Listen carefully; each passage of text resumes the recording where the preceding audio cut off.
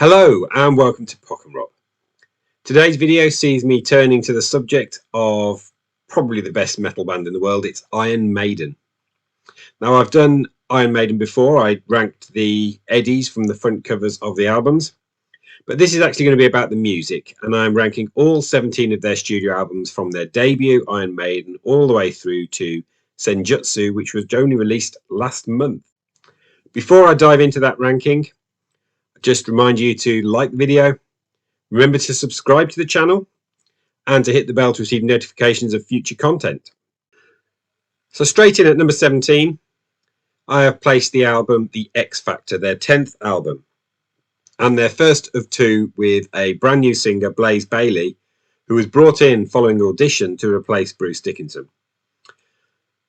I find The X Factor a tiring and quite depressing listen. There are some tracks that, in my opinion, are just absolutely awful, even if occasionally they do suit Blaze Bayley's vocals quite well. There's some decent stuff on here.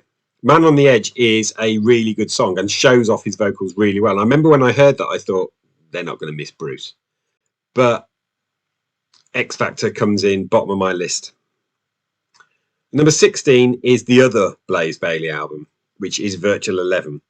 Now, this very often is ranked their worst, and to an extent I understand why. The second half of the album, for instance, I find practically unlistenable, but it does contain The Klansman, which is one of the many admired songs from the Blaze Bayley era, and for me the very, very best Blaze Bayley era track, and that was Future Real, the single that was the second one released from the album and should have been the first. This would have been an actual proper hit. Had Virtual 11 been an album of Future Real quality, it would have been right up there for me. It would have suited Blaze Bayley's voice down to the ground, but it isn't. It's an album of a Future Real and nothing that comes close, in my opinion.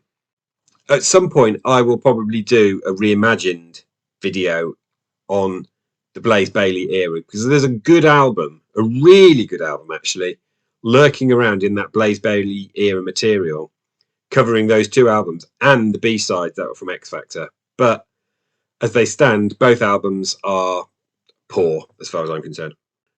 Number 15, I have placed Fear of the Dark. So this came out in 1992. It was trailed by the single Be Quick or Be Dead, which is one of their faster tracks. But it suffers from something that we'll come back to on several occasions. It's too long. There's too much filler on it. And whilst there are fine tracks on it, like Afraid to Shoot Strangers, and if I'm in the right mood, the title track, and Judas Be My Guide, there's not enough of it. And as a result, it kind of pales in comparison with their post-Bruce and Adrian reunion albums and the classic era 80s stuff. At number 14, I have placed No Prayer for the Dying. This is the first of the 1990s albums. We have covered all the other three already. It wasn't a good era for Maiden. This came off the back of their great run of albums from the 80s, and it was an attempt to get back to the ethos and sound of their first album, and it fails on very many levels. I love the title track. I think Holy Smoke is a great single. Bring Your Daughter to the Slaughter, their sole UK #1, is good, if not wonderful. Bruce's singing sounds gruff and doesn't really sound quite right. There's many choices not quite right on No Prayer for the Dying, and Adrian Smith could see the way things were going and made the choice to leave the band rather than do something that he felt was the wrong direction of substance, and ultimately has been proven right. No Prayer for the Dying, the last of the 90s albums, at number 14. At number 13, I placed a much admired album, but I've just never really gotten into it. Brave New World, the reunion album from 2000. The good on here is things like The Wicker Man, The Nomad. The title track Brave New World is absolutely phenomenal. Blood Brothers and Out of the Silent Planet. There's nothing bad on Brave New World. it would have probably benefited from being culled into a single vinyl album, but it was in many ways a triumphant return of Smith and Dickinson, and a lot of the pep that was missing from X Factor and Virtual 11 is here in spades. Brave New World, my number 13. At number 12, I placed A Matter of Life and Death from 2005. Very much to admire in this record. Brighter Than a Thousand Suns, The Longest Day. There's a strong war theme running through it. But A Matter of Life and Death with Different World and These Colours Don't Run, followed by Brighter Than a Thousand Suns and The Longest Day. The first half is phenomenal. The second half is less so. But it's a good album, really good album. Number 11 is an album that may change in ranking. It may go up, it may go down, but it's still very new to me. It is, of course, Senjutsu. It kicks off with the title track, followed by Stratego and Writing on the Wall, which is a great little triptych on the first side of the record. I enjoy Lost in a Lost World, Days of Future Past and The Time Machine. Darkest Hour is a bleak, bleak song. And then we hit those three Harris epics, the best of which is Hell on Earth at the end of the record. Like I say, I am getting to grips with Senjutsu. I don't yet know whether I am going to merely like it or grow to love it. At the moment, it's in the good category. It may ascend, as that has happened. So, number 11, Senjutsu. And speaking of albums that have ascended in my affections very recently, at one point I had this down at number 13. It is now a top tenner, The Final Frontier. Now, straight up, I don't like the cover. I really, really dislike the cover of The Final Frontier. But the music contained within has improved with age. I like Satellite 15, The Final Frontier, the opening. I like El Dorado, the single that was released. I think Mother of Mercy is a latter day Iron Maiden classic. I think it's absolutely fantastic and the best thing on here, with perhaps the exception of the epic closer, When the Wild Wind Blows. It's at number 10, The Final Frontier from 2010. And number 9 is an album that I have known for a very long time, but I've often struggled to get into it, particularly the second half of it. It's the other space and time themed album. It is Somewhere in Time from 1986. This is the album that came off the back of the incredible Live After Death tour. And there was a certain degree of burnout amongst members of the band, particularly Bruce Dickinson. But this is the album where Adrian Smith steps up. And the two singles released from it, which were Wasted Years and Stranger in a Strange Land, are amongst my top 20 Iron Maiden songs of all time. That alone justifies its ranking at number 9.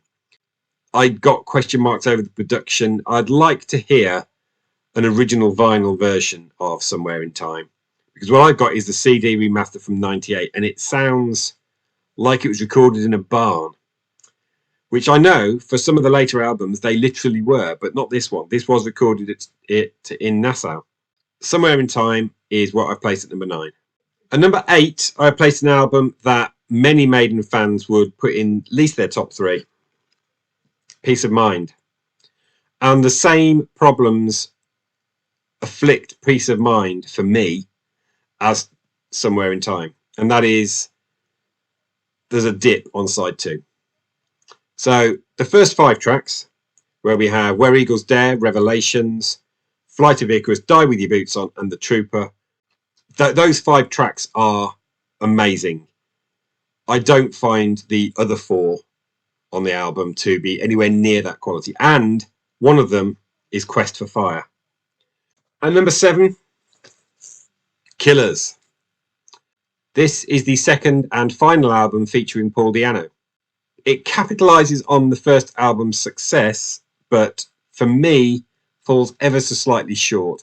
I think part of that is the fact that every track on here is either written by Harris or, in the case of one, is a co-write. And brilliant though Steve Harris could be, that needs a little bit more flavour and variety on an album for the album to really soar.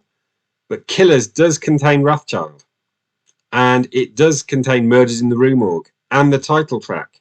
It's got its fair share of absolute classic Maiden songs, and Killers is a great album. I've placed it at number 7. At number 6, I have placed Dance of Death from 2004. This is an album that has only grown in stature for me over the last year or so. I've been listening to it a fair bit. 2 tracks were released as singles to lead off, which were Wildest Dreams and Rainmaker. Rainmaker, I think, is the last great short Maiden single. We have No More Lies, which is an absolutely fantastic track. Passchendaele by Adrian Smith, which is a phenomenal epic. And then the song that in my most recent listen really leapt out and grabbed me and said, you've been missing out by not listening to this, is Montseer. What a brilliant song. It's the best thing on Dance of Death. And there's much to like on Dance of Death. I haven't even got on to mention the fact that it contains a unique track in Maiden's canon, which is an acoustic track. They've got Journeyman at the end of the album, and it's totally acoustic. It shows that they are much more than just crunching riffs and galloping bass lines. I really admire Dance of Death. I think it's a fantastic album. Shame about the cover. At number 5, I have placed the debut Iron Maiden record. This sets the template for Iron Maiden. We have Phantom of the Opera, which was my entry point. I remember hearing that riff on the Lucozade advert featuring Daley Thompson in the very late 80s. It's what made me check out this album, and that became my first Iron Maiden listen. But around it, we have Charlotte the Harlot, the debut single Running Free, Remember Tomorrow, which has always been a favourite of mine, Prowler, Transylvania, and Strange World. And then it concludes with the title track, Iron Maiden, which they played at every single concert. As a debut, it was blistering. Iron Maiden, my number 5. At number 4, I have placed their first ever number 1 album, Number of the Beast, from 1982. And on this album here, they replaced their singer. Paul Di'Anno went, and enter Bruce Dickinson. It transformed Iron Maiden's sound and their popularity, trailed by Run to the Hills, their first top 10 single. Number of the Beast is a cracking album. I personally really enjoy Invaders, The Prisoner, 22 Acacia Avenue, a sequel to Charlotte the Harlot.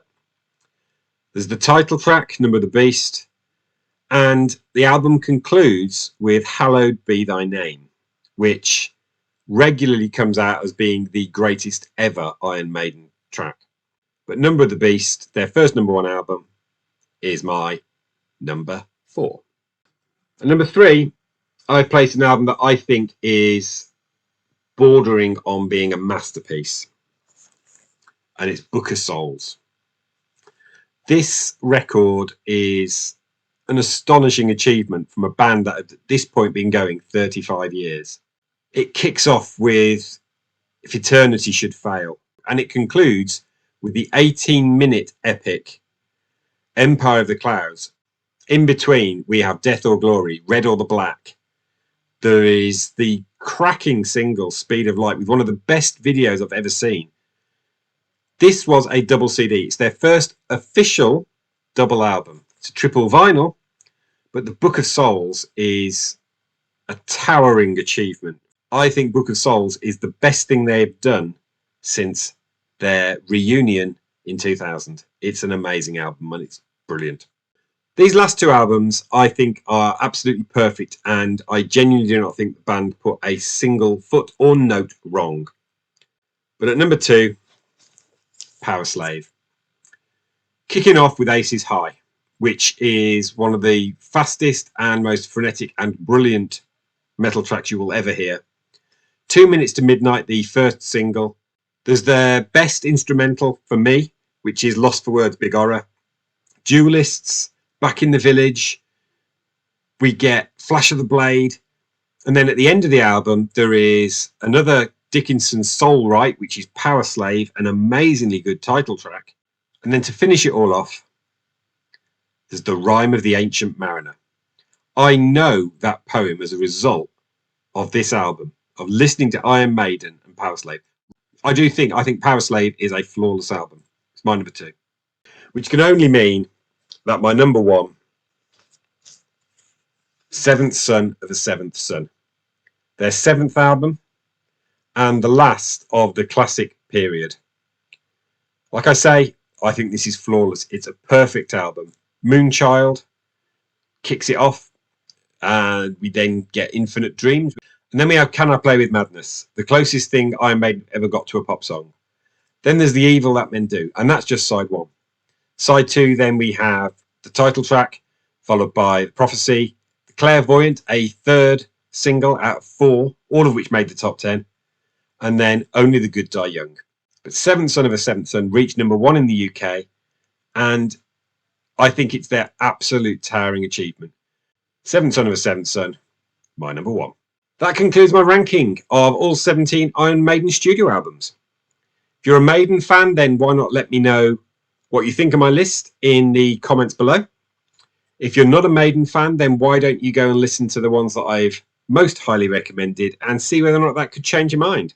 So all that remains is to remind you to like, subscribe and hit the bell for notifications. I have several ideas for future content. But until next time, thanks for watching.